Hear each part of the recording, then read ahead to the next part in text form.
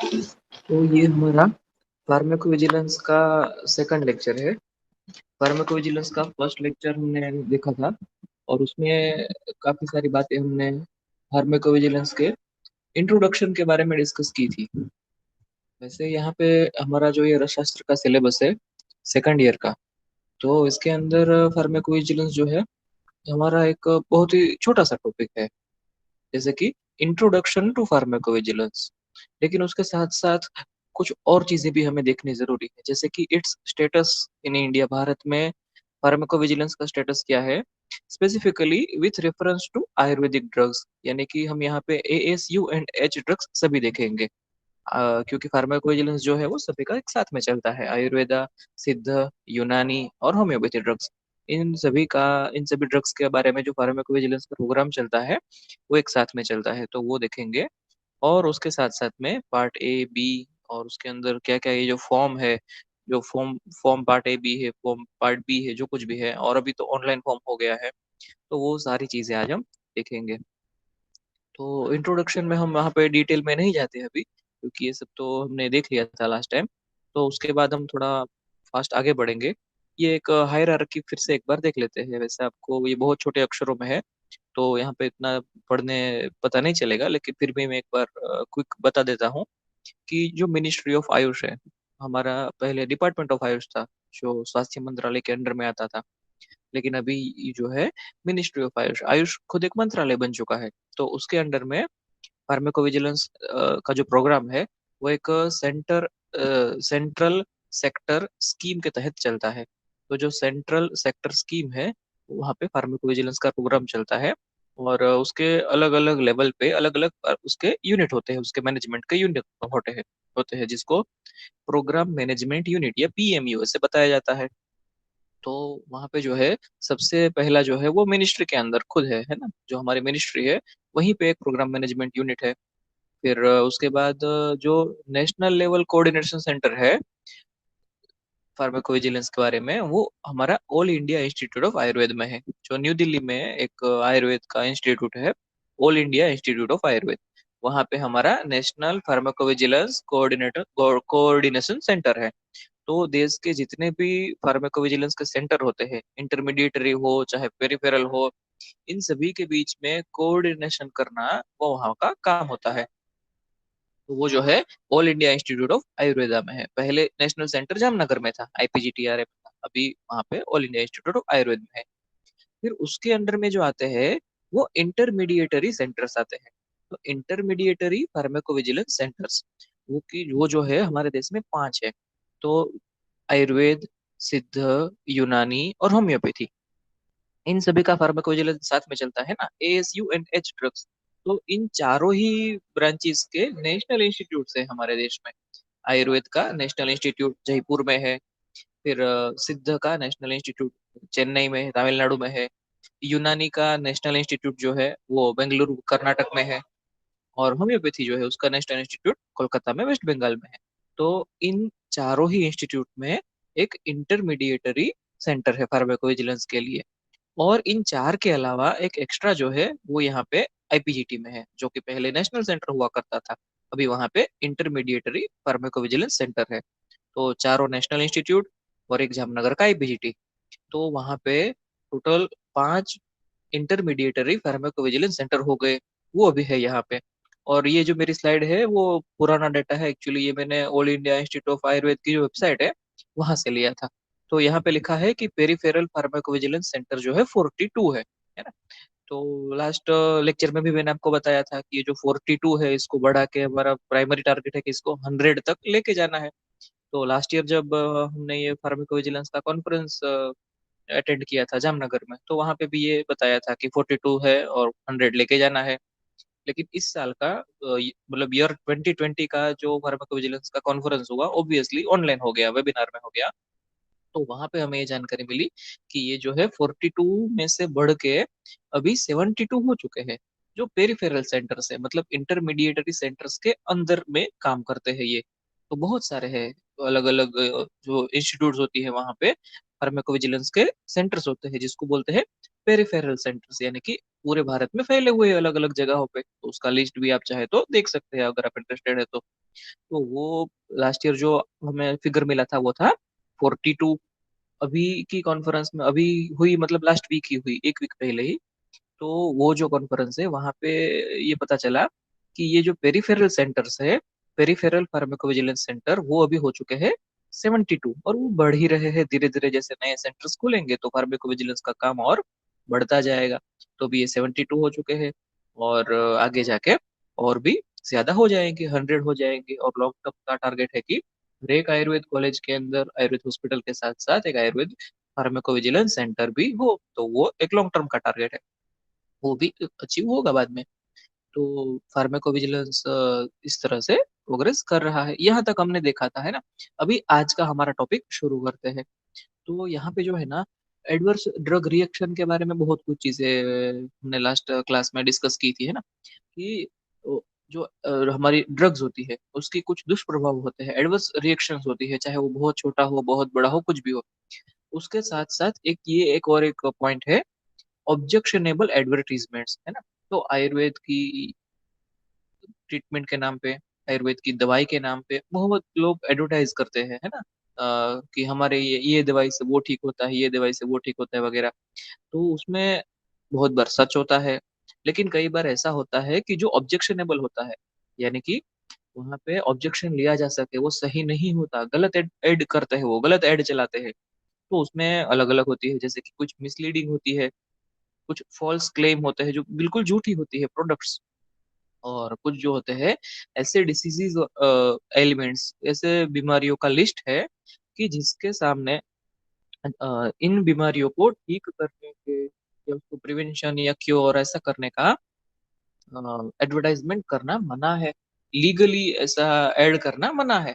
तो इन सभी के ऊपर ऑब्जेक्शन लिया जाना चाहिए, और इसी के लिए इन सभी को ऑब्जेक्शनेबल एडवर्टीजमेंट्स के अंदर लिया जाता है। तो ये जो मिसलीडिंग एडवर्टाइजमेंट्स है, फॉल्स क्लेम्स है और कुछ डिसीजेज है, उनके बारे में ऐड नहीं चलानी है। और अगर अगर होती है तो उसको रिपोर्ट करना है। तो कौन रिपोर्ट कर सकता है? कोई भी आयुर्वेद का डॉक्टर, है ना, कोई भी फिजिशियन है जो प्रैक्टिस कर रहा है, आयुर्वेद की प्रैक्टिस कर रहा है, वो रिपोर्ट कर सकता है। और स्पेसिफिकली ये फार्माकोविजिलेंस सेंटर के अंदर जो लोग काम करते हैं, उनका तो काम यही है, वो रिपोर्टिंग करते ही रहना है, करते ही रहना है ना, पेरिफेरल सेंटर के अंदर। और बाकी कोई भी आयुर्वेद के डॉक्टर्स जो है वो रिपोर्ट कर सकते हैं। तो एडवर्टीजमेंट्स के ऊपर भी ऑब्जेक्शन लिया जा सकता है, लिया जाना चाहिए। अगर वो मिसलीडिंग है, अगर वो फॉल्स क्लेम है, तो जरूर लिया जाना चाहिए। और अगर एडवर्स ड्रग रिएक्शन है, आयुर्वेद की दवाई के कहीं कोई दुष्प्रभाव हो रहे हैं, दवाई बनाने वाली कंपनियों ने अगर दवाई सही तरीके से नहीं बनाई और उसके दुष्प्रभाव हो रहे हैं, तो डेफिनेटली वहाँ पे ऑब्जेक्शन लिया जाना चाहिए, वहाँ पे रिपोर्ट होना चाहिए, एडवर्स ड्रग का रिएक्शन का रिपोर्ट होना चाहिए। तो उसी के अंदर ये एक लिस्ट है। वैसे ये लिस्ट बहुत छोटे अक्षरों में लिखा हुआ है, तो मैं इसकी पीडीएफ आपको भेज दूंगा। लेकिन यहाँ पे ना एपेंडिसाइटिस से लेके लिम्फोग्लूकोमा तक बहुत सारे डिसीजेज है। अभी इसमें बहुत इजी, मतलब इजीली क्योरेबल डिसीजेस भी है। अभी के समय में रिसेंट एडवांसमेंट की वजह से आयुर्वेद से हम बहुत सारे डिसीज को ट्रीट कर सकते हैं, है ना। लेकिन क्लेम नहीं करना है कि ये प्रिवेंट हो सकता है, ये क्योर हो सकता है, ऐसे अपने तरह से अपनी आयुर्वेद ट्रीटमेंट करते रहना है। और एक बार हमारी आयुर्वेद ट्रीटमेंट होती है एक पेशेंट के ऊपर, ज्यादा पेशेंट के ऊपर, है ना, तो फिर हमें क्या करना है, उसको पब्लिश करना है कि देखिए ये डिसीज है, ऐसी ऐसी कंडीशन थी, हमने ये ट्रीटमेंट चला, ये प्रोटोकॉल लिया, और इस चीज को हमें पब्लिश करना है जर्नल्स के अंदर, ताकि इसमें से ये जो लिस्ट है ना, ये कम होता जाए बाद में, कि हाँ इसको इस तरह से ठीक किया जा सकता है वगैरह। तो अभी तो ये काफी बड़ा लिस्ट है, तो इसके बारे में हम बाद में डिस्कस करेंगे जब आप इंटर्नशिप में आएंगे या क्लिनिकल सब्जेक्ट्स पढ़ना शुरू करेंगे, उस समय पे देखेंगे। फिर एक जो है, ये फॉर्म है या फॉर्मेट है, मिसलीडिंग एडवर्टाइजमेंट सबमिशन फॉर्मेट, है ना। तो जो मिसलीडिंग एडवर्टाइजमेंट के बारे में हमने बात की कि कुछ ऐसी ऐड है जिसको हमें रिपोर्ट करना है, तो वो ये उसका फॉर्मेट है। मैं इसको थोड़ा जूम करने का कोशिश करता हूँ। हाँ, तो यहाँ पे जो देखिए ऊपर क्या लिखा है कि central sector scheme of pharmacovigilance of Ayurveda, सिद्ध, यूनानी एंड होम्योपैथी ड्रग्स, है ना, हालांकि हमारा जो प्रोजेक्ट है उसके बारे में बात है। और ये जो फॉर्म है, तो वहाँ पे यहाँ पे सबसे पहले है सेंटर, सेंटर है, यानी कि कौन से सेंटर से रिपोर्ट किया जा रहा है। तो अभी पेरिफेरल फार्माकोविजिलेंस के बहुत सारे सेंटर्स है ना, 72 है। तो कौन से सेंटर से ये रिपोर्ट किया जा रहा है। अगर उन सभी सेंटर में से रिपोर्ट नहीं किया जा रहा, कहीं बाहर से किया जा रहा है, तो क्या करना होता है एक्चुअली, जो भी आयुर्वेद का डॉक्टर है उसके नजदीक में जो कुछ भी मतलब उनके एरिया में लागू होता है, उस सेंटर को हमें माहिती देनी है और उस सेंटर का कोड यहाँ पे लिखना है। वो वेबसाइट से मिलता है, आयुष सुरक्षा की जो वेबसाइट है वहां से मिलता है। फिर month and year, serial number, है ना। फिर दवाई का नाम, प्रोडक्ट का नाम, जो कुछ भी है ना, जो दवाई उस एड में दिखाई जा रही है उसका। बाद में एडवर्टाइजर का नाम। बाद में मीडियम ऑफ एडवर्टीजमेंट, यानी कि टीवी में चला रहा है, न्यूज़पेपर में दे रहे हैं, रेडियो में आ रहा है, जो कुछ भी है। फिर कंटेंट, उसका जो कुछ भी कंटेंट है वो। फिर उसके रेफरेंसेस, यानी कि एडवर्टाइजमेंट का सोर्स, उसका डेट ऑफ एडवर्टीजमेंट और पब्लिकेशन और टेलीकास्ट, जो कुछ भी होता है, लैंग्वेज, प्लेस, और अगर उसकी कुछ ऑडियो वीडियो की कुछ लिंक है तो लिंक भी। तो ये सब जो है मंथली भर के भेजते हैं वहां पे फार्माकोविजिलेंस सेंटर में से। और लास्ट में क्या है, जो कोऑर्डिनेटर होता है उस फार्माकोविजिलेंस सेंटर का, जो कोऑर्डिनेटर होता है उसका नाम और उसकी साइन करके मंथली ये रिपोर्ट भेजते हैं। तो ऐसे बहुत सारे रिपोर्ट भेजे जाते हैं, कई सौ रिपोर्ट भेजे जाते हैं साल भर में। उसका एनालिसिस भी होता है और उसके ऊपर एक्शन भी लिया जाता है। कि इस तरह से मिसलीडिंग एडवर्टीजमेंट होती है तो क्या होता है कि उसके ऊपर एक्शन में या तो उसकी एडवर्टीजमेंट को बंद करवाया जाता है, या फिर उसकी एडवर्टीजमेंट को मॉडिफाई करवाया जाता है।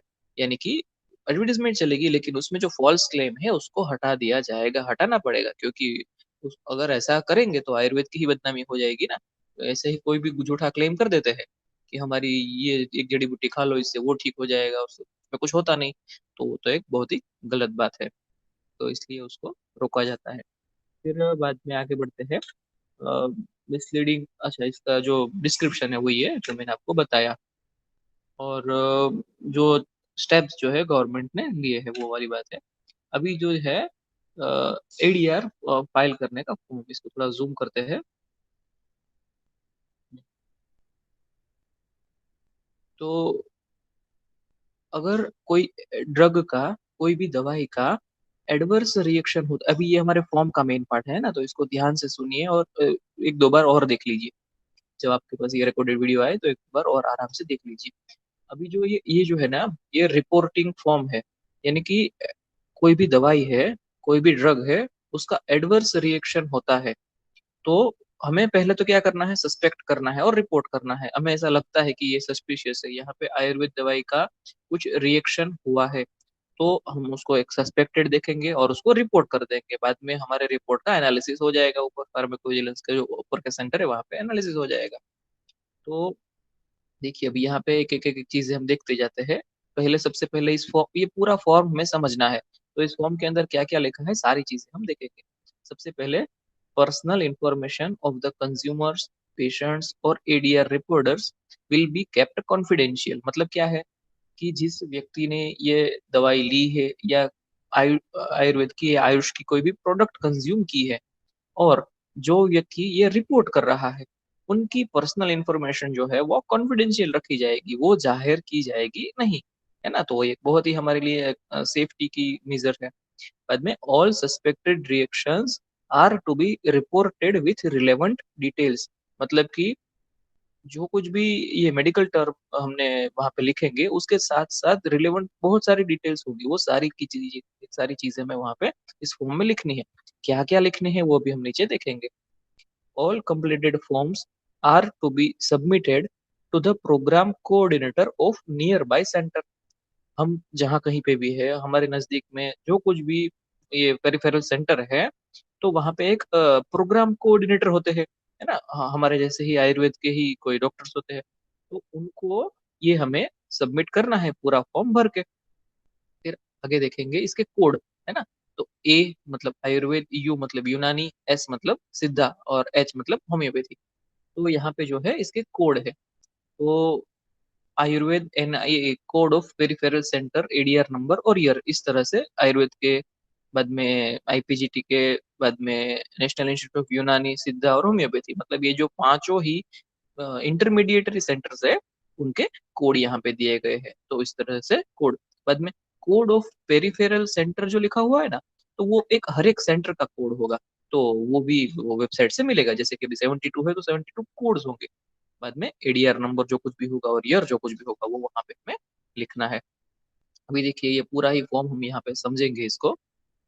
एक तो इसको फुल स्क्रीन करने की कोशिश करता हूँ। हाँ ठीक है, अभी थोड़ा बेहतर दिखेगा। तो यहाँ पे हम इस फॉर्म को समझेंगे। तो इसमें सबसे पहला जो है, अरे, तो यहाँ पे सिलेक्ट नहीं होगा क्या?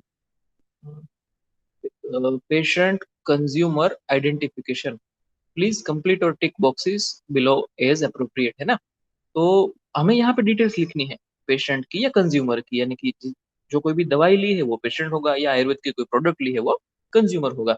तो उसकी हमें यहाँ पे आइडेंटिफिकेशन, ये सारी की सारी डिटेल्स लिखनी है, लेकिन आगे जाके उसको कॉन्फिडेंशियल रखा जाएगा। कहीं पे वो पब्लिश होता है तो ये डिटेल्स पब्लिश नहीं होगी। पेशेंट का या दवाई जिसने या प्रोडक्ट जिसने कंज्यूम की है उसका नाम, उसका प्लेस ऑफ बर्थ, बाद में अगर वो पेशेंट है तो उसका ओपीडी आईपीडी नंबर होगा, बाद में उसका एड्रेस पूरा, है ना। उसका डायग्नोसिस, किस बीमारी के लिए इसको दवाई दी जा रही थी या ट्रीटमेंट की जा रही थी, बाद में पेशेंट रिकॉर्ड नंबर, उसकी एज मेल है या फीमेल है, और कॉन्स्टिट्यूशन एंड टेम्परामेंट। तो ये सारी चीजें बेसिक है ना, आप निदान में सब पढ़ते हैं, तो फॉर्म में कैसे लिखना होता है वही सारी चीजें है यहाँ पे। फिर जो हमारा मेन पार्ट शुरू होता है, description of suspected adverse reaction, है ना। तो date and time of initial observation और डिस्क्रिप्शन ऑफ रिएक्शन। अभी यहाँ पे एग्जांपल के साथ समझेंगे, है ना। पहले तो समझ लीजिए कि कोई व्यक्ति मेरे पास आया है। अभी आज आज की डेट क्या हुई, 24 सितंबर, है ना। तो 24 सितंबर को मेरे पास पहली बार पेशेंट आया है, और उसने मेरे पास ट्रीटमेंट शुरू की है। मैंने उसको एक दवाई दी। जरूरत पड़ी थी मुझे लिखने की चिंचा भल्ला तकवटी, तो मैंने लिखा है चिंचा भल्ला तकवटी। बाद में वो 2 दिन के बाद आता है वापस, मैंने उसको तो 5 दिन के लिए दवाई लिख के दी है, और बता बोला है कि भाई 5 दिन के बाद तुम वापस आना, मुझे एक बार फिर से ऑब्जर्व करना है और दवाई कंटिन्यू करनी है या चेंज करनी है वो डिसाइड करेंगे।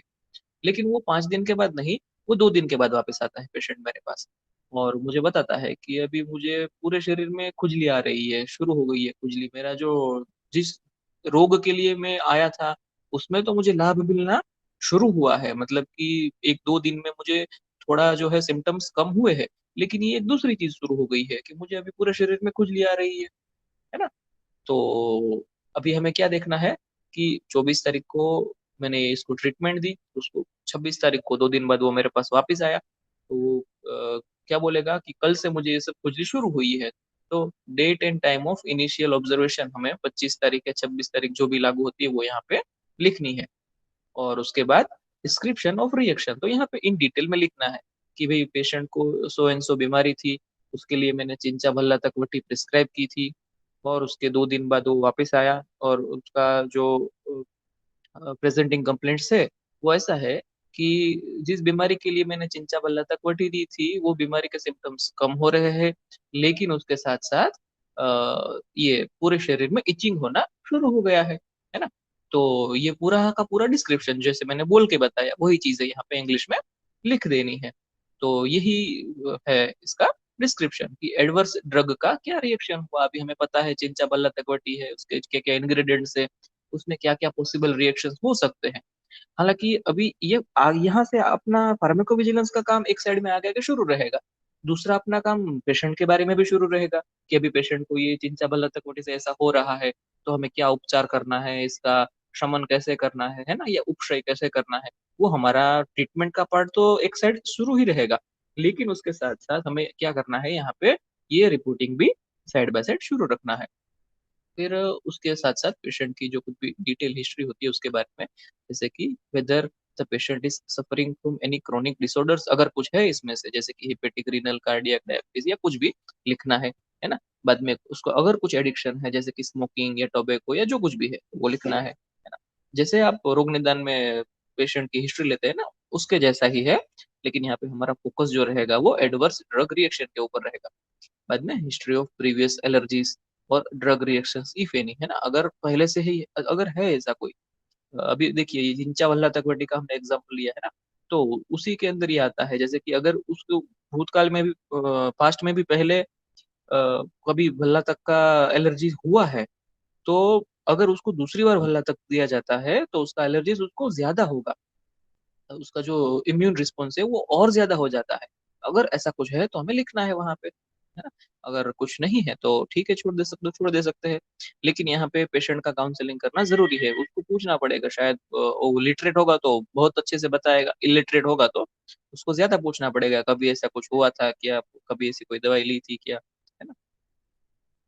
फिर है list of all ASU and H drugs used by patients during the period of 1 month. तो ऐसा तो नहीं है कि हमने ये चिंचा बल्ला तक एक ही दवाई प्रिस्क्राइब की होगी, उसके साथ और भी बहुत सारी दवाई प्रिस्क्राइब की होगी। शायद वो कहीं और से दवाई लेने के बाद हमारे पास आया होगा, है ना। तो ऐसे बहुत सारी पॉसिबिलिटीज हो सकती है। तो उसके लिए हमने उस पेशेंट ने क्या क्या दवाई कंज्यूम की है, वो सारी चीजें हमें यहाँ पे नोट करनी है, ताकि हम वहां पे आइडेंटिफाई कर सके कि ये जो दवाई हमने दी है उसी की वजह से ये हो रहा है, या उससे पहले कुछ और भी उसने लिया था जिसकी वजह से ये हो रहा है ना। पेशेंट तो बोल के आया कि भाई मुझे पूरे शरीर में खुजली हो रही है, और हमें पता भी है कि हाँ इससे पॉसिबल ऐसा हो सकता है। लेकिन और भी कुछ हो सकता है ना, क्या पता उसने दूध और मछली एक साथ में खा लिए हो, है ना, कुछ और चीजें हो गई हो उसको, अपनी ये पूरी बीमारी के साथ साथ अलग से कहीं पे एलर्जी हुई हो, उसको शीत पित्त हो गया हो, और फिर उसको खुजली आ रही हो, और भी बहुत सारे रीजन हो सकते हैं। तो वहां पे ये सारी चीजें हमें मेंशन करनी है, लेकिन स्पेसिफिकली कहाँ क्या, अगर कोई ASUNH ड्रग्स मतलब आयुर्वेद सिद्ध यूनानी होम्योपैथी इसमें से कुछ भी ड्रग अगर उसने लिया है, तो वो हमें इस टेबल में मेंशन करना है। तो फिर उसमें सारी डिटेल्स, दवाई का नाम क्या है, मैन्युफैक्चरर, बैच नंबर, डोज। अभी ये सब कैसे हो सकता है कि अगर पेशेंट के पास पुराना प्रिस्क्रिप्शन हो, दवाई का स्ट्रिप हो, तो ये सब हो सकता है, वरना ये नहीं लिख पाएंगे। फिर उसका फॉर्म या फिर रूट ऑफ एडमिनिस्ट्रेशन, समझ लीजिए कोई बस्ती दी हो, है ना, तो वगैरह चीजें।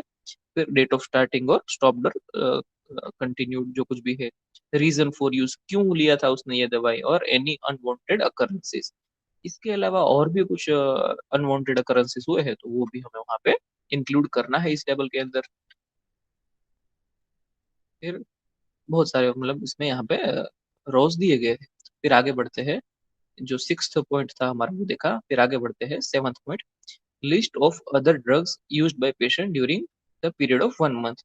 अभी अदर ड्रग्स मतलब क्या है, अदर ड्रग्स मतलब ASU एंड H ड्रग्स है, उसके अलावा बहुत सारे ड्रग्स होते हैं, वो जैसे कि एलोपैथी ड्रग्स होते हैं, है ना, जैसे कि और भी बहुत सारे होंगे। तो प्रोबेबली यहाँ पे क्या होगा कि मॉडर्न मेडिसिन के ड्रग्स होंगे। तो वही सारी चीजें अभी देखिए यहाँ पे जो पॉइंट्स है वही वही है जो हमने ऊपर ASU एच में देखे। तो वही सारे पॉइंट्स यहाँ पे लिखने हैं, लेकिन अदर ड्रग्स, है ना। हो सकता है कि उसने कहीं मेडिकल स्टोर से जाके एक खुजली बंद करने की दवाई दे दो बोल के एक दवाई ले ली हो, है ना, तो एलोपैथी दवाई ले ली हो, उसने खा भी ली हो और तुरंत उसको राहत भी हो गई हो। और सेल्फ मेडिकेशन इस तरह का बहुत चलता है, या फिर फार्मासिस्ट के पास से दवाई लेने की ये भी करते रहते हैं। तो अगर वो है तो भी हमें यहाँ पे मेंशन करना है जो कुछ भी है, ताकि पिक्चर क्लियर हो सके इसके बारे में। बाद में है details of the drug suspected to cause ADR। अभी यहाँ पे आता है वैद्य की बुद्धि की बात, है ना, कि ये सारी हमने डिटेल्स ले ली, आयुर्वेद सिद्ध यूनानी होम्योपैथी की सारी ड्रग्स क्या क्या कंज्यूम की है, एलोपैथी की सारी ड्रग्स क्या क्या कंज्यूम की है पिछले 1 महीने में, ये सब, और हमने क्या ड्रग्स दी थी या किसी भी फिजिशियन ने क्या ड्रग्स दी थी, इन सभी में से देख के सोचना है कि इसमें से ये जो एडवर्स ड्रग रिएक्शन हो रहा है वो कोज करने वाली सस्पेक्टेड ड्रग कौन सी हो सकती है, ऐसी कौन सी दवाई है जिसकी वजह से ये रिएक्शन हो सकता है। तो हमें यहाँ पे फिर उस ड्रग का नाम लिखना है, कि ऊपर के दोनों टेबल में जितनी सारी ड्रग्स भर ली है, जितनी सारी दवाइयों की डिटेल्स भर ली है, उसमें से कौन सी दवाई सस्पेक्टेड है जिसकी वजह से ये ADR या एडवर्स ड्रग रिएक्शन हो रहा है। तो वो नाम, दवाई का नाम यहाँ पे लिखना है, और फिर उसकी डेट्स लिखनी है, जैसे कि मैन्युफैक्चरिंग डेट, एक्सपायरी डेट अगर वहाँ पे अवेलेबल है तो।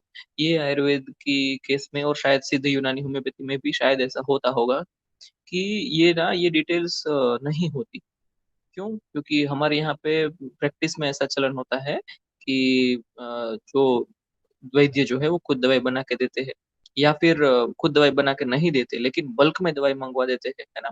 तो बल्क में दवाई मंगवाते हैं तो क्या होती है, किलो के हिसाब से दवाई आती है, फिर उसमें से पुड़िया बना के दे देते हैं।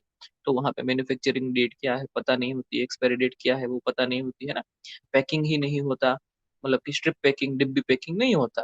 ये कागज की पुड़िया में बनाई की दी हुई दवाई रहती है। तो अगर रिमेनिंग पैक और लेबल अगर है, तो बहुत बार पेशेंट को ऐसा भी होता है कि दवाई कौन सी है नाम ही नहीं पता होता पेशेंट को, है ना? तो वहाँ पे तो इसको इम्प्लीमेंटेशन करना बहुत ही मुश्किल हो जाता है।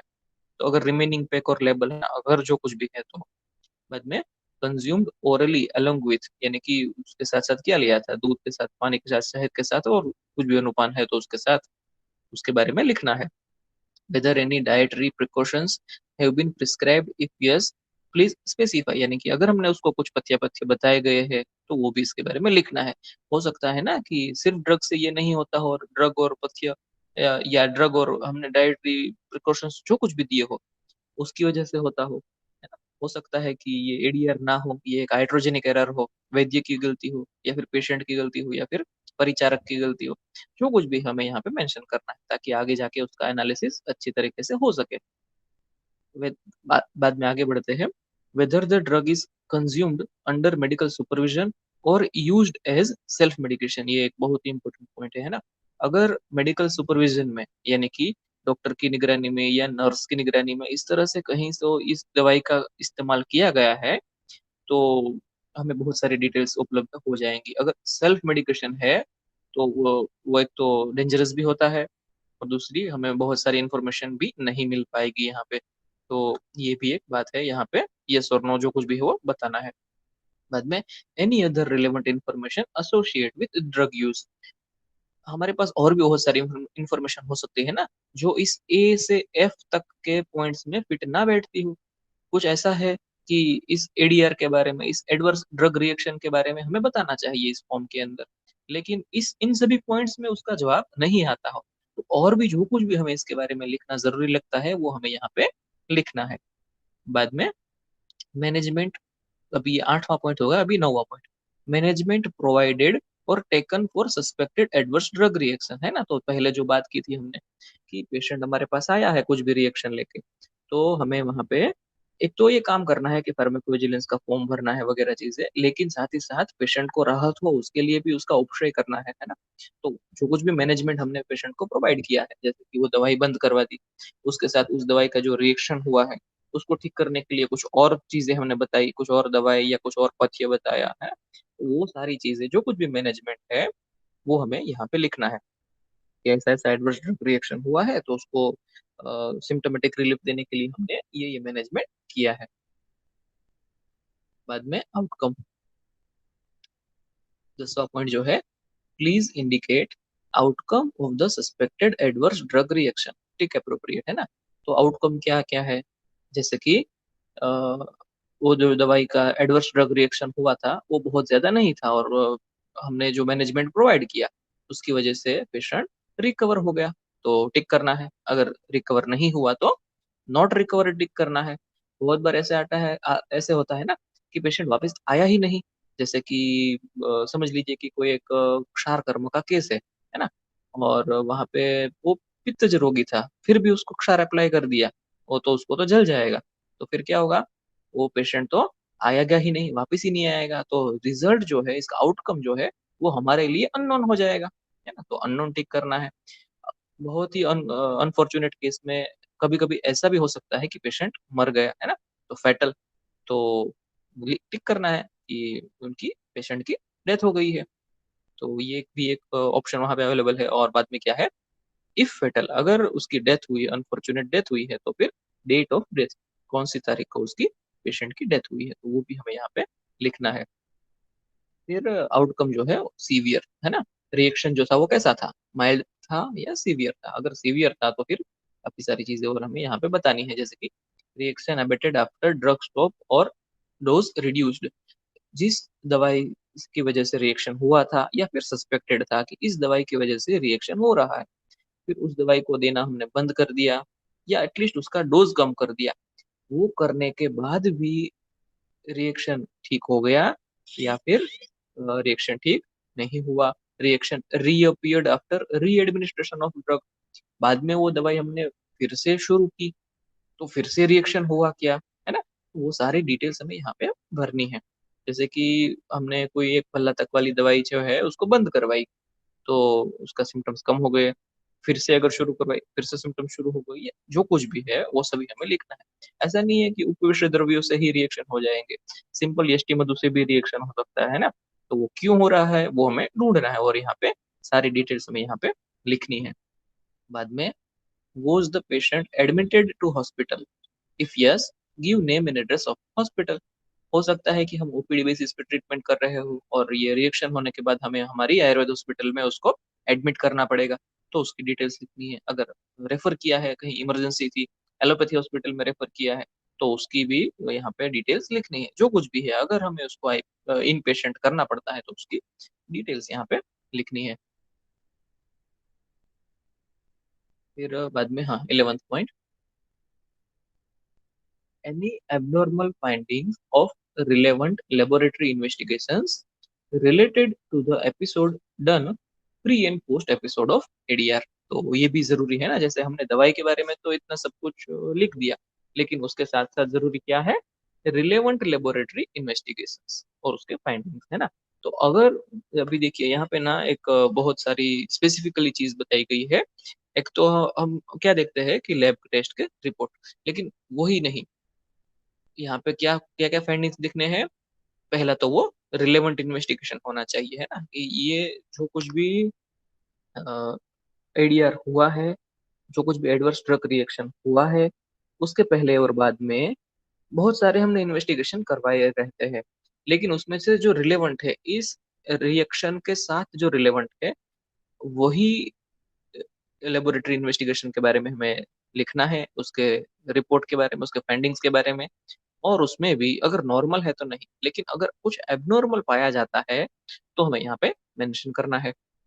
बाद में है एडियर रिपोर्टर के बारे में। तो हमने शुरू कहाँ से किया था, पेशेंट के बारे में डिटेल्स लिख के, और एंड कहाँ पे करेंगे, रिपोर्टर के बारे में, यानी कि जो कोई भी आयुर्वेद का वैद्य है, जो कुछ भी ये रिपोर्ट कर रहा है उसके बारे में।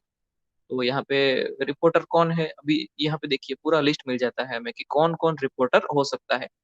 पहला, पेशेंट खुद, है ना, पेशेंट खुद रिपोर्ट कर सकता है। दूसरा, अटेंडेंट, नर्स, डॉक्टर, फार्मासिस्ट, कोई भी हेल्थ वर्कर, ड्रग मैन्युफैक्चरर, है ना, या और भी कोई जो कुछ भी है। तो यहाँ पे मतलब क्या है कि कोई भी व्यक्ति जो है वो एडवर्स ड्रग रिएक्शन के बारे में रिपोर्ट कर सकता है थ्रू प्रॉपर चैनल, यानी कि हमारा जो पेरिफेरल फार्माकोविजिलेंस सेंटर जो कुछ भी नजदीक में है, उनके थ्रू ये रिपोर्ट कर सकते हैं।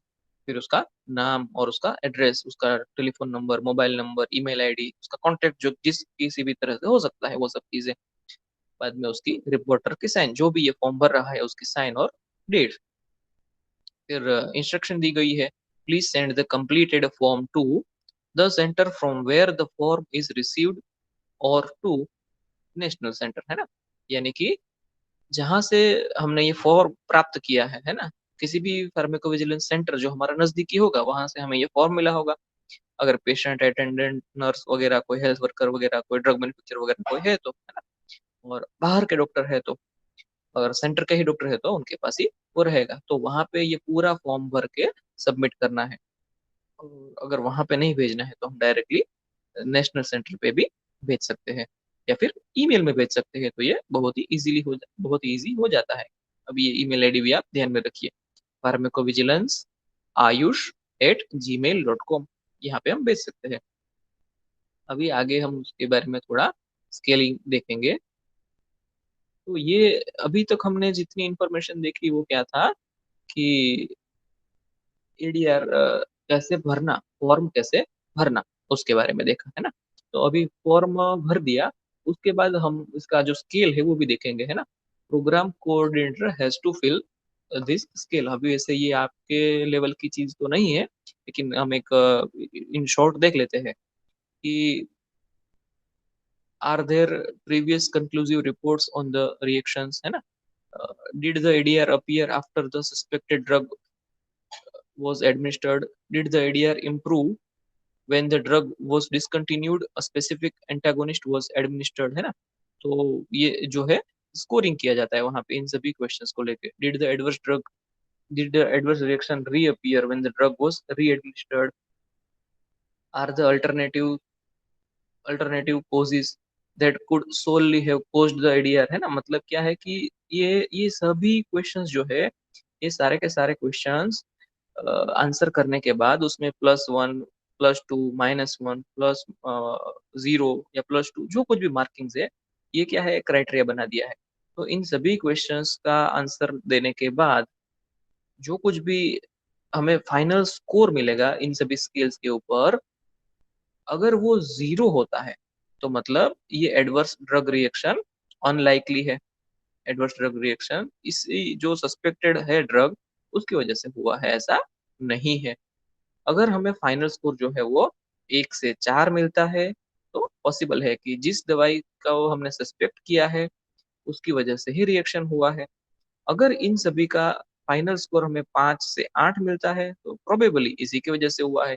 अगर सचमुच में सस्पेक्टेड है, वही कल्प्रिट है, तो हमें फाइनल स्कोर 9 से ज़्यादा मिलेगा, मोर देन 9 मिलेगा। तो सर्टेन है कि जो हमने सस्पेक्टेड फॉर्म के अंदर भरा है, वही है और उसी की वजह से एडवर्स ड्रग रिएक्शन हुआ है। और अगर वही है, तो फिर आगे उसमें प्रोसेस की जाएगी, पब्लिकेशन किया जाएगा। तो जो है बाद में प्रोग्राम कोऑर्डिनेटर, जो ये जो है एनालिसिस की बात है। तो वहाँ पे ये इस तरह का, मतलब हम ये जो ऊपर का जो फॉर्म है वो फॉर्म भरते हैं, बाद में उसका ऐसा हर एक फॉर्म का ऐसा एनालिसिस होता है और बाद में उसका रिजल्ट निकलता है। फिर टेक्नो टर्मिनोलॉजीज है ना, वे भी टर्मिनोलॉजीज यहाँ पे तो है, लेकिन मैं यहाँ पे नहीं दिखाता आपको, मैं जो है इसको वेबसाइट के ऊपर दिखाऊंगा। तो वेबसाइट के बारे में भी हमें इसके बारे में पता चलेगा। तो अभी हम देखेंगे वेबसाइट के बारे में।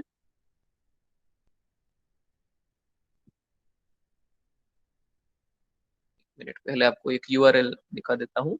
अभी ये देखिए, शायद आप पढ़ सकेंगे यहाँ पे।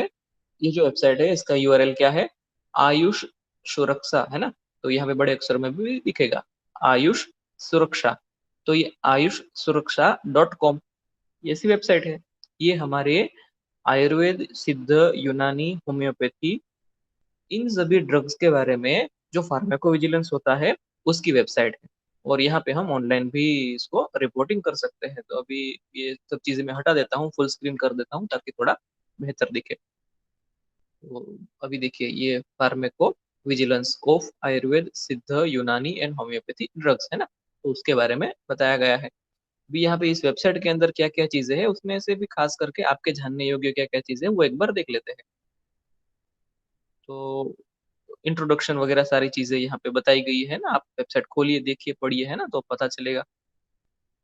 बाद में ओवरव्यू, एक ये क्विक वीडियो भी है, वो भी आप देखिएगा। मैं अभी प्ले नहीं करूंगा, आप वेबसाइट खोल के देख लीजिए।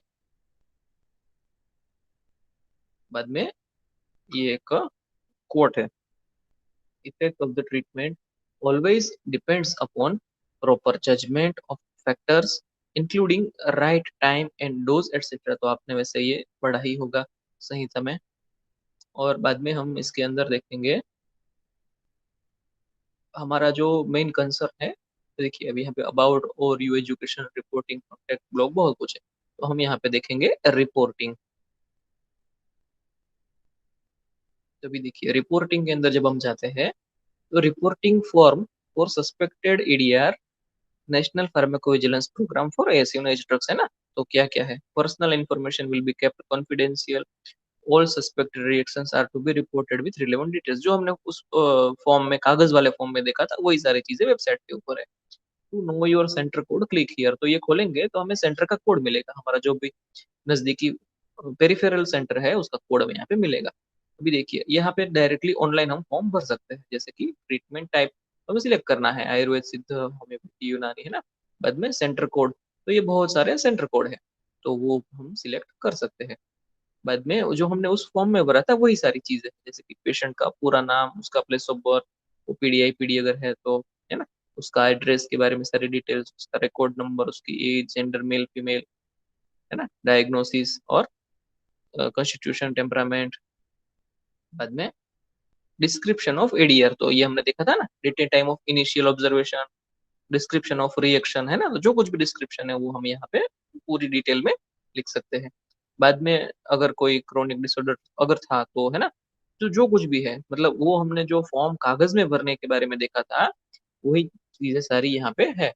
बाद में हिस्ट्री ऑफ प्रीवियस एलर्जीज और प्रीवियस ड्रग रिएक्शंस, बाद में पिछले एक महीने में क्या क्या यूज किया गया था उसके बारे में सारी डिटेल्स है ना, ASUNH ड्रग्स की, बाद में अगर दूसरी ड्रग्स की यानी कि एलोपैथिक ड्रग्स की, बाद में इन सभी दोनों ऊपर के फील्ड में से जो सस्पेक्टेड है, सस्पेक्टेड टू कोज ADR, तो वो भी हमें देखना है, या उसके बारे में लिखना है, और इसी के बारे में आगे एनालिसिस किया जाएगा। बाद में और भी कोई रिलेवेंट इंफॉर्मेशन है, मैनेजमेंट हमने क्या प्रोवाइड किया था है ना, और आउटकम है ना, recovered, not recovered, unknown, fatal है ना, इफ फेटल तो डेट ऑफ डेथ, बाद में सीवियर था या नहीं, बाद में reaction abetted after drug stopped और ड्रग डोज रिड्यूस्ड है ना, या फिर रिएक्शन रीअपियर्ड, तो वो जो चीजें हमने कागज वाले फॉर्म में देखी थी, वही सब चीजें ऑनलाइन यानी कि वेबसाइट में भी अवेलेबल है। Was the patient admitted to hospital है ना, अगर उसको IPD में लिया गया है, इन पेशेंट किया गया है, तो उसकी सारी डिटेल्स, बाद में अगर लैब लैब फाइंडिंग्स कुछ एबनॉर्मल है तो उसके बारे में है ना, और फिर रिपोर्टर के बारे में, कौन है patient, attendant, nurse, doctor, pharmacist, health worker, manufacturer, other जो कुछ भी है ना, तो वही सारी डिटेल्स में यहाँ पे थी, और लास्ट में सेंड करना है, तो ये डायरेक्टली अपलोड हो जाएगा, वेबसाइट में ही अपलोड हो जाएगा। अगर वो नहीं करना है तो क्या क्या कर सकते हैं, वो सारी चीजें भी यहाँ पे बताई गई है, जैसे कि fill the above reporting form and submit, अगर वो नहीं करना है तो ये फॉर्म जो फॉर्म है वो भर के इस एड्रेस पे पोस्ट कर देना है, पोस्ट में भेज देना है, या फिर ईमेल में भेज देना है। और अगर ऊपर वाला फॉर्म नहीं भरना है तो फिर यहाँ पे कागज में फॉर्म, यानी कि हम उसको PDF में या फिर वर्ड फाइल में उसको डाउनलोड कर सकते हैं।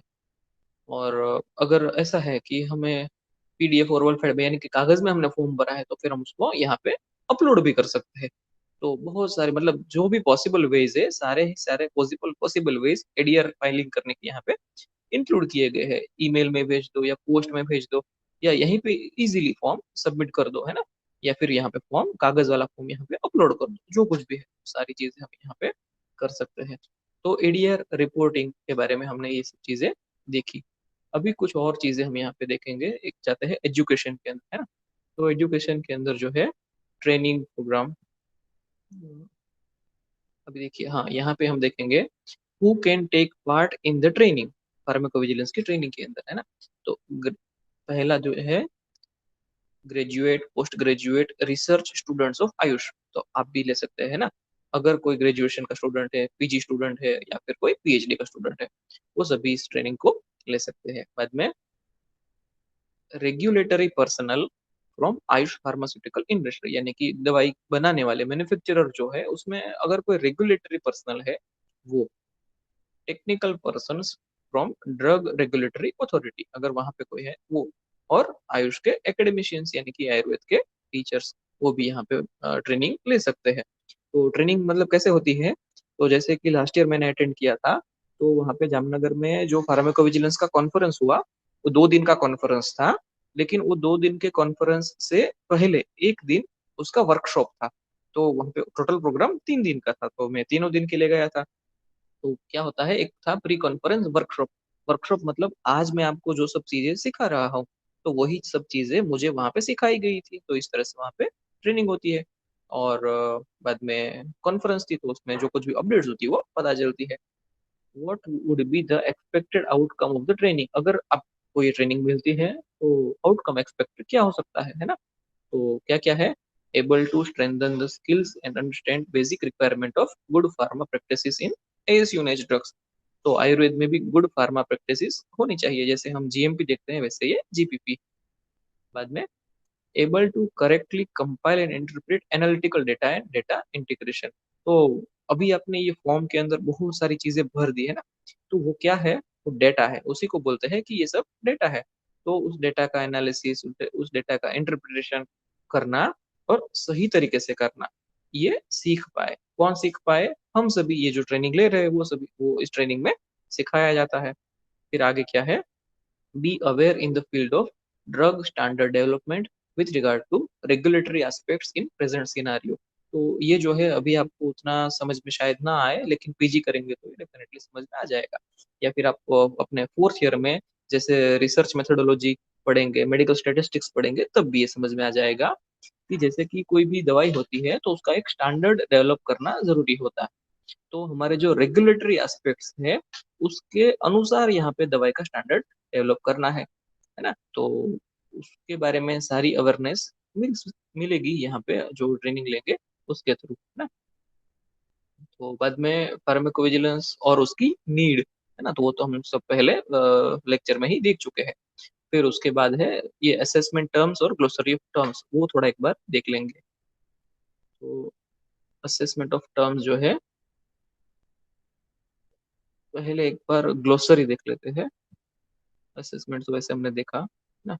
हाँ, तो ये जो है ना, basics of pharmacovigilance and the glossary, है ना? तो उसके अंदर सबसे पहला जो है एनपीवीसीसी, तो ये तो हमने पहले देखा, नेशनल फार्माकोविजिलेंस कोऑर्डिनेशन सेंटर, वो भी है अभी के समय में, वो है all India institute of Ayurveda, Delhi में। बाद में है आईपीवीसी, है ना, इंटरमीडिएटरी फार्मेको विजिलेंस सेंटर। तो अभी अब लिखने में हमेशा ये ध्यान रखिए, है ना, कि फार्मेको विजिलेंस लिखना है तो पी कैपिटल वी स्मॉल इस तरह से, और बाद में आगे आई है तो इंटरमीडिएटरी, एन है तो नेशनल, और पीछे सी है तो सेंटर या फिर कोऑर्डिनेशन सेंटर। बाद में ये पीपीवीसी, यानी कि पेरिफेरल फार्माकोविजिलेंस सेंटर। अभी मैं यहाँ पे इन शॉर्ट ही जा रहा हूँ क्योंकि ये सब चीजें हमने पहले डिस्कस की हुई है। बाद में है कोऑर्डिनेटर, है ना, तो designated in charge of particular participating centre. तो ये जो पूरा सेंटर होता है उसका जो भी इंचार्ज होता है उसको बताया जाता है कोऑर्डिनेटर। बाद में है इन्वेस्टिगेटर, तो health care professional involve in investigation, है ना। तो जो कोई भी रिपोर्ट फाइल करने के बाद इन्वेस्टिगेट करता है इसके ऊपर, वो इन्वेस्टिगेटर कहता है, कहलाया जाएगा। तो जी उसके बाद है नोटिफायर, है ना, any person who suspects to have experienced or observed an ADR and informs any participating centre about it, वो नोटिफायर कहला जाएगा, है ना, जो नोटिफाई करता है। बाद में रिपोर्टर, हम जो कुछ भी रिपोर्ट करते हैं तो हम रिपोर्टर कहलाए जाएंगे। बाद में मॉनिटरिंग, है ना, तो process of overseeing drug related adverse events and the pharmacovigilance centre at the pharmacovigilance centre participating in the programme. तो ये जो पूरी प्रक्रिया के ऊपर ओवरसीइंग किया जाता है, यानी ख्याल रखा जाता है, वो मॉनिटरिंग कहलाता जाता है, यानी कि एडीआर देखना है। बाद में रिपोर्टिंग, रिपोर्टिंग क्या है आपको पता है, ये जो पूरा रिपोर्टिंग फॉर्म फिलिंग किया वही रिपोर्टिंग था। बाद में नोटिफिकेशन क्या होता है ना, process of informing by a notifier to a participating center about the occurrence of suspected ADR, है ना। द प्रोसेस में इन्वॉल्व कोई भी हो सकता है इसमें, telephone, in person, email, fax वगैरह, रिटर्न, जो कुछ भी हो सकता है। और बाद में appropriate and adequate measures must be taken and keep track of the notifier, यानी कि हम तो रिपोर्ट कर देंगे यहाँ पे, जो भी हमने पूरा फॉर्म भर दिया है ना एडीआर का, वो हम रिपोर्टिंग कर देंगे, लेकिन हमारे पास ये इंफॉर्मेशन कहाँ से आई, पेशेंट के थ्रू, पेशेंट के रिलेटिव के थ्रू, किसी और ही व्यक्ति के थ्रू, तो उसका भी ट्रैक हमें यहाँ पे रखना जरूरी है ना। अभी ये हमें खास हमारे लिए लागू होती है, ऐसी लाइन है कि कौन हमें नोटिफाई कर रहा है। हम तो एडीआर का फॉर्म भरेंगे, लेकिन कौन हमें नोटिफाई कर रहा है उसका भी ट्रैक रखना है, कि हमें नोटिफाई करके वो चला गया कहीं और, है ना, हमें उसका कोई कांटेक्ट नहीं है, तो फिर यहाँ पे चीजें रुक जाती है काम करना। तो वो हमें खास ख्याल रखना है। और बाद में क्योंकि उसका फॉलो अप होगा, है ना, तो फिर हमें वहाँ पे नोटिफिकेशन और उसका वेरिफिकेशन करना रहेगा और रिकॉर्डिंग बनानी रहेगी, तो नोटिफिकेशन स्लिप भी देनी है। तो वहाँ पे हम, अगर वो हमें नोटिफाई करता है तो pre-designed structured form of communication of a suspected ADR by the notifier duly signed by him, तो वो स्लिप पे जो है वो रहेगी।